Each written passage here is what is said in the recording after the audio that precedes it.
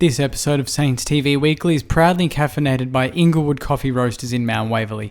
Head on over to their website now and use the discount code SAINTS30 to get 30% off all of their delicious coffee products. We highly recommend it, but we don't highly recommend buying over 100 of the Columbia blend. That's absolutely ridiculous. Let's get on with the episode.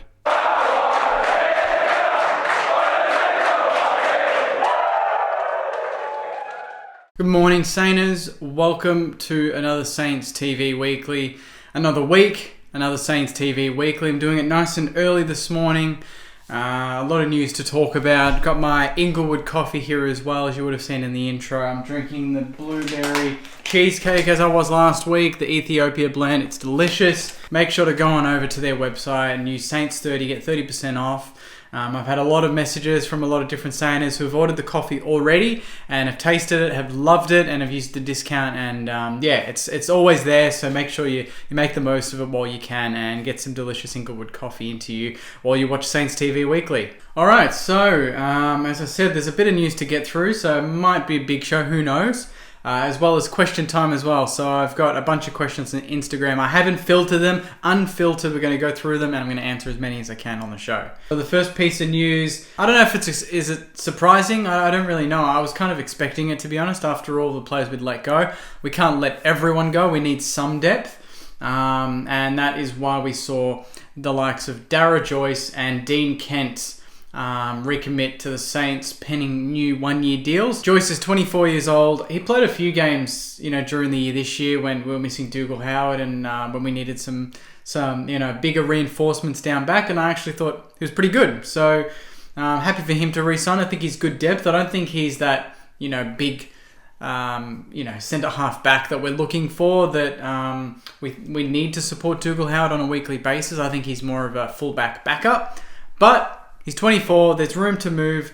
He can improve still, and he's got a whole preseason ahead of him to find his position, to find his groove, and maybe he can surprise us all in 2022 and become a really important part of that backline. But he's re-signed. The other one is obviously Dean Kent. Yeah, he's not the greatest player on the planet. He's has some bad games every now and then, but the one thing you get from him is he's always trying. He's always chasing. It may not always come off, but his intent is always good. Also, we did let go of Jack Loney the week before, so we still need small forward depth. And I think Dean Kent's probably more likely to kick a goal and get his hands on the ball more than someone like a Jack Loney, because he can push into a midfield and apply pressure higher up the ground.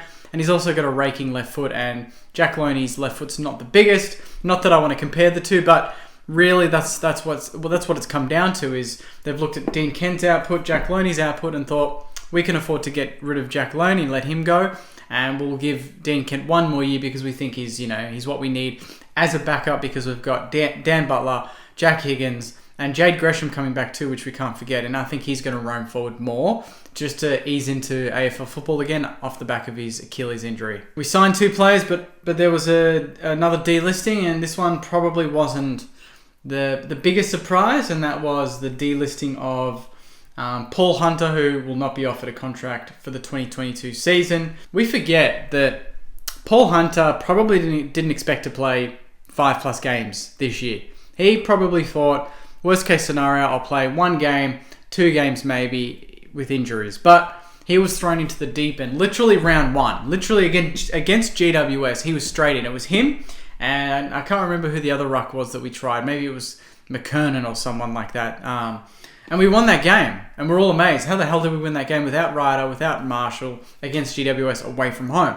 But then we played him against, it was unfortunate that I think Marshall was a late out against Richmond, and Paul Hunter's come in, and they, it just didn't work out. There were some games where he was embarrassed, but he never stopped trying. He did his absolute best. It's just that he's not quite up to that standard yet, and I think he got a bad rap for that, and I think some people were quite unfair on him, saying he's the worst footballer they've seen, and why is he on a list? He's on a list because he's like the 5th in line as a ruck, and we unfortunately suffered that serious of an injury to both our rucks that we couldn't afford to play anyone else in the ruck, and it was Paul Hunter or no one. And unfortunately, that made him the scapegoat when we lost games, and he was the ruck. He was the reason we lost. He was the reason we played shit. He was the reason our mids couldn't get the ball, and maybe some of that was true, but not all of that was true. He tried his best. It didn't work out.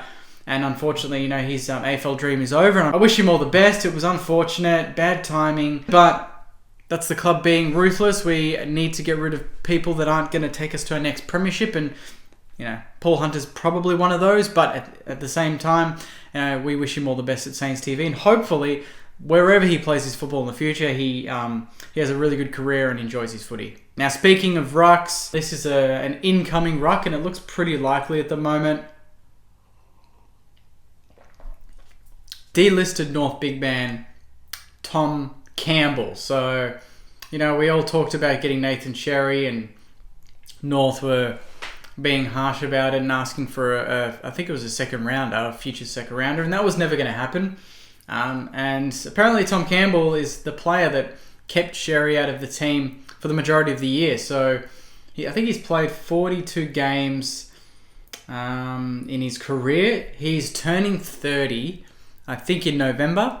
So it's not really the pick of the bunch for me. When we thought we were going to get another ruckman, we thought it was going to be started with Laddams, but then he was too expensive because Port wanted first rounders, and that was never going to happen. Chol wanted to go home to the Gold Coast, so regardless of what we offered, he always wanted to go back to his family, and that makes sense. You're not going to stop that from happening. With Tom Campbell, he's a big player. He's aggressive on the ball, and he's probably the only ruck we can get at the moment. Like, we've got Max Heath developing, and people are messaging me saying, Jake, why are we getting Tom Campbell when we've got Max Heath? And it's like, Max Heath is still 18. He still needs to play footy, not at AFL level. We saw what happened with a mature body with Paul Hunter, and he got pushed around. We need to ease Max Heath into it. We need to give him more time. If we get a year out of Tom Campbell and he's 30, age doesn't really matter. Age only really matters when we're looking to get someone that we want at the club for the next 5 years. Is Tom Campbell that player that we want at the club for the next 5 years? Probably not. So it's irrelevant. Max Heath, developing, 18 years old. The future is looking very bright for him. We will guide him into AFL level, but it's not going to be next year. Tom Campbell behind Paddy Ryder and Rowan Marshall is not the worst thing in the world. He is a third, fourth in line ruckman. He is not best 22, so do not expect Tom Campbell to be in the best 22 if all our players are fully fit. It's only if we've got injuries or if Paddy needs a rest. Him in the ruck with Rowe resting forward, that's okay. Him on his own, that's a risk. I think some people have kind of lost sleep over this, and I guess if you look at it from a certain angle, you probably do get a bit upset, but I'm looking at it from the angle that I'm backing our boys to not be injured as much, and Tom Campbell's just going to be insurance whenever we need him. Now, for probably the biggest topic of the last week, Grant Thomas. Some people love him, some people hate him, but he's come out and he's basically called out the club, saying that the club should get serious about breaking their 55-year premiership drought. He's now he's endorsing a bid by influential Saints figure Larry Bang to join the club's board, and I believe that Larry Bang is a mad Saint. He's a very successful dentist. He knows how to handle business. He knows how to grow business. He knows how to create an environment where everyone's striving for the same thing. And I think Grant Thomas has kind of identified that and wants him to run for board.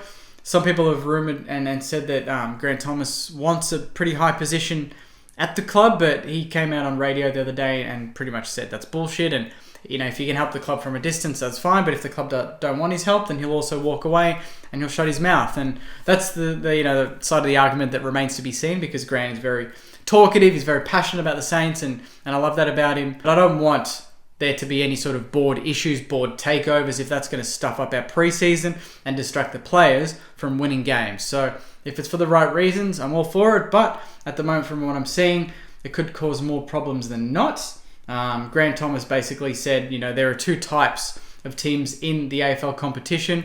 One that's in the premiership business, and the others that are just sort of playing AFL. I get the distinct feeling that the Saints are just happy playing AFL. Their best is finals, but the gap tells me that there is something wrong there. He's just said that he sees the supporters, exactly like Melbourne, starved of opportunity, really desperate for success. We all need to be on the same page, and he kind of thinks that we're not. Love to hear your thoughts, guys, in the comments. How do you feel about the club off-field and board-wise? Basically, if you look at our list from 2 years ago, and I've got it here actually, this is round 22 or round 23, 2019. These are players that aren't in the team anymore. Savage, Carlisle, Brown, Rowe, Nick Hind, Jack Nunes, Josh Bruce, Jack Loney, Dunstan, Stephen, that's 10, Akers, 11. So out of the 22 there, 11 are gone, and we've reskinned the entire team. Forward line, Nunes, Bruce, Hanbury, Loney, Membry, Long. And now we've got Sharman, King, Higgins, Butler, and the backline's changed. The midfield's changed. Zach Jones, Brad Hill.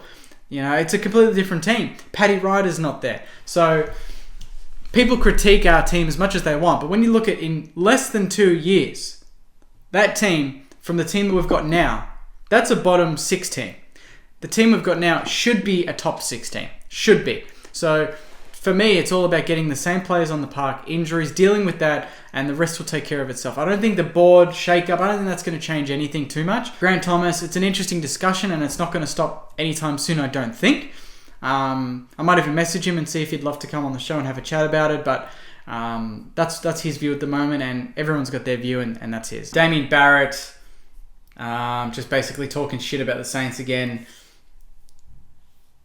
He's just confused about where we're at, and honestly, people have asked me to respond to this, and I've listened to it, and I could give a spiel right now, but in all honesty, Damian Barrett and Nat Edwards, who are on AFL Daily, do your bloody research a bit more.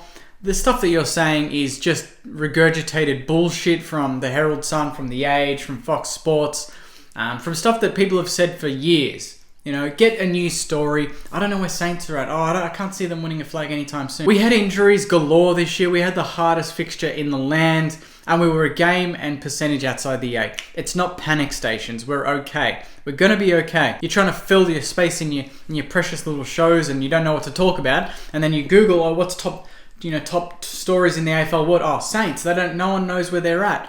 Their list is old or whatever. I've got to hold myself back because I'm sick of hearing this shit. Get better at your jobs. Get better at reporting on where the Saints are at. Don't just give us the shorthand and say, they're this, they're that, and no background to it. Actually do your research. Chat to some coaches. Chat to the list manager, and he'll give you the damn answers. But no, don't chat to anyone. Make up your own assumptions and then write that and report that as if it's gospel. It's just a waste of time. I'm not going to put the energy into doing a whole segment on it. That's the attention I'm giving it. I'm going to delete the tab right now because it's just a waste. Sainers, don't even bother. Just let the coaches and the team handle things, and you don't need to listen to Damian Barrett. He doesn't know the club as well as you do and as well as I do. So I think we can make our own decisions and make our own opinions from that. Last one before we get into some question time. Georgia Patrikios is taking some time away from the club. The club is committed to supporting Georgia through this period and will continue to ensure she has access to support and personal welfare services. We ask that Georgia's privacy is respected at this time. People have commented kind of messaging about why they think that she's gone on leave, but at the end of the day, I could talk about that too, but we're going to respect her privacy. She's a superstar of the AFLW and of our team, and she's a Sainer, and we take care of fellow Sainers. So whatever Georgia's going through, we hope you're all right, Georgia, and you're getting the right support around you. And again, if you need any help, Saints TV is here to help, and the wider Saints community is here as well. So we've got your full support, regardless of why you're taking time away from the club and what people think. It doesn't matter. Just get yourself right, get your body right, and your mental health right. And that's really all that counts. At this time of year, it's hard for everyone. Hope you get yourself right, and we see you firing in 2022 for the AFLW team. All right, so question time. Let's do this. This one's from Evan. How far can Saints go in 2022? As far as they really believe. I think that we could make finals and we could make a prelim. And if you make a prelim, you can make a grand final if you're good enough. So we can go as far as we really want to go. I'd love to just make finals again. And then from there, I'm happy with whatever happens. Just to make finals and get involved again would be great. This one's from Raphael. What do we go for in the draft? Honestly, best available. And that's, no one knows because the top 10 is going to change by the time we get to draft night, and what the other clubs take, we don't know. But just best available. I don't care if it's a ruck. I don't care if it's a mid or a forward. Whoever is the most talented player at that pick, we take them. Brett's asking who needs to turn into genuine A graders this year. He says Gresham Billings need to take the leap. I would say Hunter Clark needs to turn into an A grader soon. Gresham, I think, is already very close to that. He just needs to get on the park. He hasn't done that in 2 years. Jack Billings would be amazing, but we never know. But we just need him to be consistent and to be an important part of that team. And a player that we know when he's not playing, we're all a bit worried. We're all like, damn, we need him in the team. Kind of like with Ryder and Marshall. We need him to be invaluable. Irreplaceable would be the word that I'd be looking for. Love to see Nick Caulfield get his confidence back. Maybe it won't be A grade level, but it'd be very close because in 2020 he was exceptional. Apart from that, Jack Higgins, I think he's got the full capability of fast tracking to an A grade small forward mid. I think if one or two of them take the next step and Max King continues his development, then we're fine. We're in a really good position there. Ordens is asking, do you think we will possibly get Ben King in the near future? Yep, I think we're a really good chance of getting Ben King. I think we'll be very happy about that in a year's time, hopefully. Dylan's asking, realistically, where we will be finished on the ladder next year? I'm going to say, and I think I did it in my ladder predictor, I think I gave us, put us in 5th. I would go 5th to 8th. I'd love that. Nothing lower than 8th. So it doesn't really matter apart from that. Make finals and we're all happy. The last one here from Queenie. Do you see Cooper Sharman getting consistent games in the future if and when we land Ben King? Very good question. I mean, it really depends on the form of Tim Membry in a year's time. Maybe we can move him further up the ground. Maybe then we don't rest a ruck and we don't rest Rowan Marshall. He'll become the number 1 ruck in that time with Max Heath. Paddy Ryder's probably retired by then. I think if his form's good enough, you fit them all into the same team. If they're all playing really good football, then it's an easy solution. Just play them and they'll get the job done. So West Coast have done it. They've played talls. They've had 3 talls, 4 talls at times. There's no reason why we can't try that. There's no rules saying that you can't win games if you have more than 2 forwards that are over 6 foot. So if they're all good and kicking goals, I think that, then you play them and it's fine. So there you go, guys. That's Saints TV Weekly. That's question time. And that's the show. So again, thank you all for watching. If anything breaks from today onwards, obviously we'll cover it all in the Saints TV Weekly next week. I posted a video yesterday of my top Saints Guernseys, so make sure you go into the channel and watch that. As always, we thank Inglewood for supporting Saints TV Weekly, so head on over to their website and redeem 30% off on all their coffee products with the Saints 30 discount code. And as I say every week, if you're loving this and you're watching every week and you haven't subscribed to the channel, please hit the button, subscribe, and join the Saints TV army on YouTube, and you'll get notified of all future videos as they come out in the next couple of weeks. So as always, Sainers, take care. I hope you have a great week. It's Monday today. The sun's out, so you can get out, get some fresh air, and I'll see you next week on another Saints TV Weekly. Until then, guys, take care and go you mighty Sainers.